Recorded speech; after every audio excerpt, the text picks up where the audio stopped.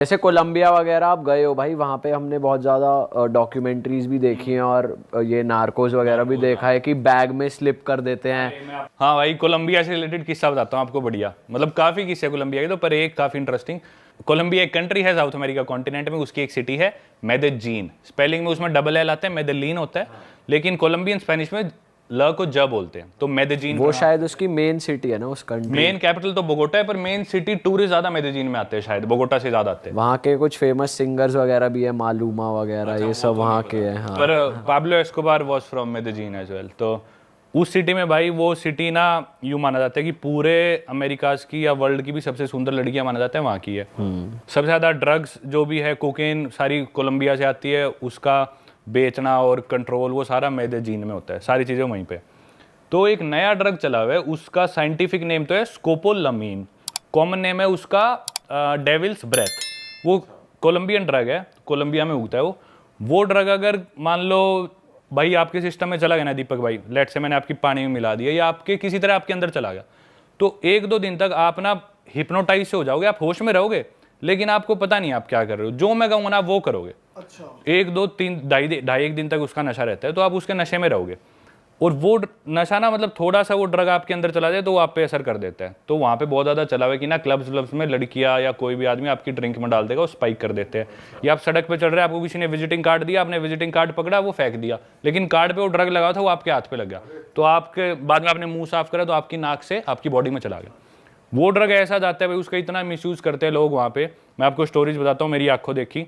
2 American थे, वो एक पब में बैठे, जाके टेबल पे दारू पीने लग रहे। 11-12 बजे पब बंद हो गया। उसके बाद वो साथ में एक टेबल पे कपल था, वो कपल आगे बोला भाई हम तुम्हारे साथ बैठ जाएगा, वो बोले हाँ बैठ जाओ। कपल तो ठीक सा लग रहा था, कपल पे कौन शक करता है। 3 दिन बाद उनकी नींद खुली अपने अपार्टमेंट में। वो अमेरिकन थे, काम करते थे मेदेजीन कोलंबिया से। अपने अपार्टमेंट में ज़मीन में सो रहे थे, उनका फर्नीचर बेड वेड सब गायब। सिक्योरिटी के पास गए, भाई हमारा सामान गया। बोले अरे आपके दोस्त ले गए, आप ही तो रखवा रहे थे गाड़ी में। बोले कैसी बात कर रहे हो। उन्होंने वीडियो फुटेज दिखाई, वो खुद उठवा के अपना फ्रिज सामान रखवा रहे। ओ भाई, ये तो कुछ नहीं है, एक और स्टोरी बताता हूँ, ये भी सच्ची स्टोरी। एक आदमी था, वो भी था अमेरिकन, वो आया क्लब में, उसकी किसी लड़की से बात हुई, मेदेजीन सिटी की बात है, मैं 1 महीना रहा वहाँ पे। उस लड़की से उसकी बात हुई, लड़की ने बोला कि चल ठीक है तेरे अपार्टमेंट चलते हैं। उसने एयरबीएनबी रेंट कर रखा था, उसके फ्लैट पे आ गए वो। उस लड़की की नींद खुली है भाई 2-2.5 दिन बाद अपने बाथटब में, और बाथटब में थी बर्फ और बाथटब पूरा लाल। 2 दिन बाद क्या किया, वो लड़की उसके साथ आई तो आई, उसकी ड्रिंक स्पाइक कर दी। बाद में आता है एक डॉक्टर और एक आदमी आते हैं, उस लड़की की किडनी निकाल के ले गए, और यहाँ पे स्टिचेस आए हुए और बाथटब में बर्फ में लेटा हुआ आदमी। ये करता है वो ड्रग भाई वहाँ पे। तो मेदेजीन में you have to be very careful. मैं नहीं जानता किसी भी एक ट्रैवलर को जो मेदेजीन गया और लूटा ना हो। आपके ऊपर भी हुआ है कभी? मेरे साथ नहीं हुआ भाई। तो वो ट्रैवलर आप ही हो जो नहीं लूटे? मैं मानता हूँ भाई, मैं इतना केयरफुल था ना, आप कह रहे थे मैं रिस्की जगह पे जाता हूँ, मेदेजीन जितना डर मेरे को कहीं नहीं लगा और उतने मजे भी कहीं नहीं आए टू बी ऑनेस्ट। रात को मैं निकलता नहीं था, हमेशा ग्रुप बना के निकलो, जैसे बाहर जाना है तो और दोस्त बनाओ, 7-8 के ग्रुप में निकलो, अकेले नहीं जाना। एक आधी बार मजबूरी मेरे को रात को जाना पड़ा है तो मैं शॉर्ट्स जूते पहन के निकला हूँ, फोन वोन घर पे छोड़ के और भागता हुआ जाता हूँ और काम करके भागता हुआ आ गया, वरना बाहर निकलो ही मत। ड्रिंक हमेशा अपनी कवर्ड रखनी है, अंगूठा डाल के रखना है, ग्रुप में रहना है, अनजान आदमी से बात नहीं करनी, अनजान लड़की से बात नहीं करनी। लोग सोचते हैं भाई इतनी सुंदर लड़की आके मेरे से बात कर रही है कुछ, अरे भाई तुमसे इंडिया में बात नहीं करी, वहाँ पे कोई क्यों करेगी। सही बात। तो ऑब्वियस आदमी को पता था मैं कितना पानी में हूँ, तो जाके ना ऐसे कई लोग यूँ रिफल जाते हैं कि मैं तो यूँ, तो थोड़ा वो चीज़ ध्यान रखनी पड़ती है। आप कंट्रोल हो, आपने देखा तो कोई दिक्कत नहीं। भाई ड्रग कार्टेल यार मेक्सिको में भी बहुत है और क्राइम रेट भी है, तो वहाँ गए हो आप, वहाँ का कुछ बताओ। वहाँ पे भाई आप नाम लो कंट्री का किस्सा है मेरे पास। तो जो जितना पहले क्राइम था ना, वो था मोस्टली कार्टेल्स वगैरह कोलंबिया में ज़्यादा कंट्रोल थे। कोलंबिया में अब कार्टेल रिलेटेड क्राइम कम हो गया और वो शिफ्ट हो गया मैक्सिको में। तो मोस्टली जितने भी कार्टेल्स है वो मैक्सिको में। मैक्सिको का जो ड्रग लॉर्ड है मेन, वो है एल चैपो, जो कि अमेरिका में शायद कोलोराडो की जेल में लाइफ सेंटेंस उसे मिली हुई है। पाब्लो एस्कोबार तो कोलंबिया बट अभी भी उसकी कार्टेल चल रही है। हाँ वही बता रहा हूँ मैं, उसी पे आ रहा हूँ। उसकी कार्टेल है सिनालोआ कार्टेल। तो मैं एक सिटी में रहा था, ग्वादलाहारा, जो कि मैक्सिको में है, उधर भी मेरा 1 महीना। उस सिटी में ही वो ऑपरेट करती है, उसके आसपास आउटस्कर्ट्स में सिनालोआ कार्टेल। एल चैपो भाई इतना इन्फ्लुएंशियल आदमी है, उसके लड़के को पुलिस ने पकड़ लिया था 2-3 साल पहले, शायद 2019 की बात है, कोविड से पहले की। तो भाई उसके कार्टेल ने आर्मी पे हमला कर दिया, देश की पुलिस पे, सड़कों पे लोगों को मार रहे, गाड़ियां पकड़ ली। तो मतलब इतना प्रेशर आ गया प्रेसिडेंट पे, उसके लड़के को छोड़ना पड़ा। क्यों छोड़ना पड़ा? क्योंकि भाई उसके कार्टेल ने आर्मी पे हमला कर दिया, इतना दबाव बना दिया। अब हिम्मत करके उसके लड़के को थोड़ा सा दोबारा पकड़ा है, 1 साल भी नहीं, कुछ महीने पहले दोबारा पकड़ा है। तो दोबारा वहाँ पे वो कर रहे हैं लफड़ाबाजी, राइट्स वगैरह चल रहे हैं।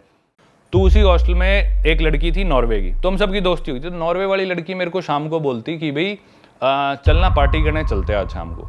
और मेरे को रेस्ट करना था क्योंकि मेरे को था कि मेरी कमर ठीक हो जाए, मैं फिर वॉल्केनो बोर्डिंग करनी है मेरे को। मैं बोला तू जा, नहीं मैं नहीं जा रहा पार्टी करने। हमने लंच साथ करा था तो वो सोची थी शाम को भी चले गए, तो मैंने मना कर दिया उसे। तो वो अकेले चली गई पार्टी करने। मैं सो रहा हूँ अपने बेड में, सुबह 3 बजे आती है वो, मेरे को रोते रोते उठाती है और रोने लग रही। कमरे में और सारे सोने लग रहे हैं, मेरे पास आके चीख चीख के रो रही। मैं बोला क्या हुआ क्या हुआ? बोले कि मैंने बाहर ऐसे पार्टी करने गई थी, एक कोई मेरे को बूढ़ा अंकल मिला कनाडा का, उसके साथ मैंने बियर वीर पी ली और मेरे को नशे हो गए। वापस आने लगी तो किसी ने मेरे साथ छेड़छाड़ करी और मेरा फ़ोन छीन लिया और मेरे साथ गलत हुआ है। तो मेरे को उस पर बहुत ज़्यादा दया आई, मेरे को बहुत बुरा लगा यार। मैंने पहले तो उसको थोड़ा सा डांटा कि भाई ये तेरा मतलब क्या है ऐसे रात रात को घूमना और बूढ़े अंकल के साथ बियर पीना। तो मेरे को इस चीज़ पे भी गुस्सा आया। फिर मैं बोला चल कोई नहीं, अब जो हो गया तू आराम कर। मेरी थोड़ी सी बहुत ही मैं सिंपैथेटिक हो गया उसकी तरफ। तो मेरे पास बोली मेरे पास फ़ोन नहीं है घर पे बात करनी। तो मेरे पास फ़ोन था, मेरा 2 फ़ोन रखता हूँ, एक iPhone 14 Pro, एक था मेरे पास iPhone 12 Pro Max। तो मैं बोला कि भाई ये फ़ोन तू रख ले, कोई नहीं अपने घर पे बात कर ले और ऐसे वैसे। तो वो बोली ठीक है थैंक यू। उसने घर पे बात करी, अपने जो भी सबको बताया। सुबह हुई तो बोली कि मेरे को नया फ़ोन चाहिए, मेरे साथ फ़ोन लेने चल पड़ेगा क्या? तो हालांकि मेरे को और काम था, उस दिन रिकॉर्डिंग पे जाना था। मैं बोला चल मैं चल पड़ता हूँ। मैं उसे ले गया, उसके लिए फ़ोन सेलेक्ट करा, फ़ोन दिलवाया। वो फ़ोन कल आना था, उधर भी उसकी मदद करी, फिर उसे खाना दिलाया, वापस लाया। भाई मैंने उसकी 2 दिन पूरा ध्यान रखा उस लड़की का, उसके साथ जो हुआ। 2 दिन बाद उसने नया फ़ोन ले लिया मेरे को, उसने मेरा फ़ोन लौटा दिया, मेरा फ़ोन भी ख़राब करके दिया उसने। वो वापस आया, उस पर 15,000 रुपये खर्चा आया। छोड़ो चलो, फ़ोन दे दिया। अब क्या हुआ कि नेक्स्ट डे हमें जाना था वॉल्केनो बोर्डिंग करने। वो अपनी जाके फ़ीस दे आई और मैं बोला कि मैं फ़ीस नहीं दे के आया। बोली मैं ना खाने जाने लग रही हूँ। और वो खाने वाला रेस्टोरेंट था हमारे हॉस्टल से 300 मीटर दूर, और जहाँ पे वॉल्केनो बोर्डिंग की वो फीस रजिस्टर कराना था, एक दिन पहले कराना होता है, वो था 350 मीटर दूर, 50 मीटर दूर था सिर्फ उस रेस्टोरेंट से, और हमारे हॉस्टल से भी 350 मीटर दूर। तो मैं बोला यार मेरा तो मैं रेस्ट कर रहा हूँ ताकि कल मेरी कमर परफेक्ट हो जाए, ये ले पैसे, ये ना मेरी वॉल्केनो बोर्डिंग की फ़ीस पकड़ा दियो। तो बोली लड़की बोली sorry but I am not going there, I am going to have my lunch, I don't want to walk 50 extra metres. मतलब वो लड़की बोल रही है मैं तेरे लिए 50 मीटर एक्स्ट्रा क्यों चलूँ, मैं क्यों तेरे पैसे दूँ? बोली नहीं तू खुद दे। मतलब भाई मेरा उस दिन मेरे को इतना बुरा लगा ना यार। तो बताओ अपन कितना ज़्यादा किसी के लिए करते हैं कई बार। भाई ये क्या सीन है यार? भाई इंडियंस ना बहुत दिलदार हैं, बाहर के लोग नहीं है यार। भाई ये थोड़े चोर भी होते हैं, चोरी भी होती है हाँ। जैसे हम भी गए थे लंदन घूमने, हम भी एक डॉम में रुके थे भाई। हम मतलब पार्टी वार्टी करके हमने सोचा कि हम थोड़ा और आगे निकलते हैं, पहले हॉस्टल में चिल करा थोड़ा, फिर हम चले गए। तो जब हम वापस आए ना तो हमने देखा भाई हमारे 1-2 सामान हमारा गायब है।